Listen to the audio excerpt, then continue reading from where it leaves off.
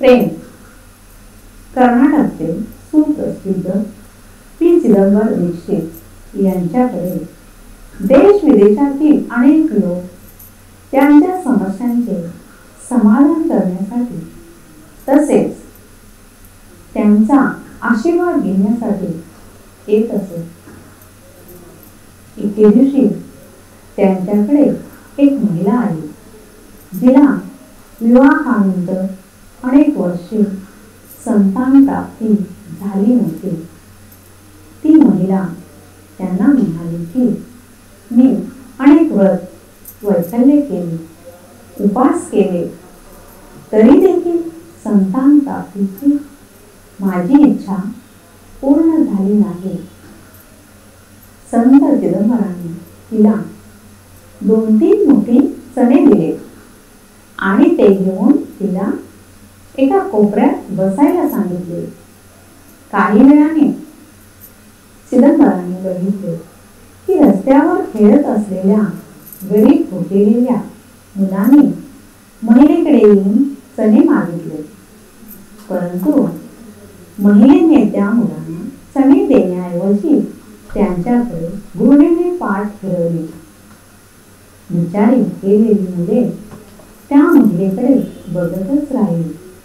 हे दृश्य बघून चिदंबर त्या महिलेला म्हणाले, फुकट मिळालेले चणे वाटण्यासाठी देखील तू इतकी निर्दयी होत आहेस. भुकेने व्याकुळ झालेल्या त्या निरागस मुलांसाठी तुझ्या मनात जराही ममता जागृत झाली नाही.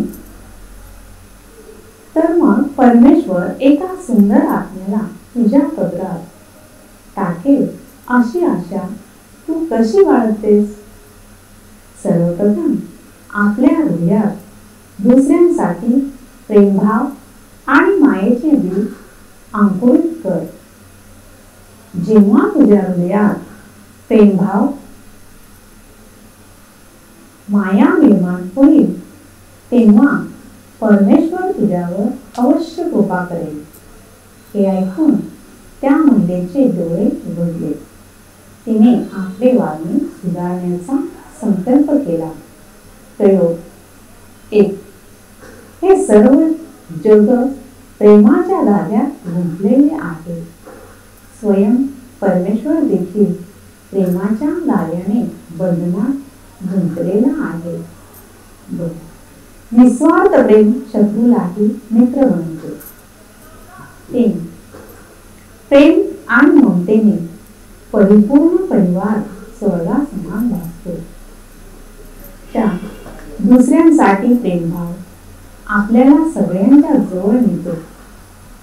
तोच आपल्याला ईश्वराच्या देखील जवळ घेऊन जातो.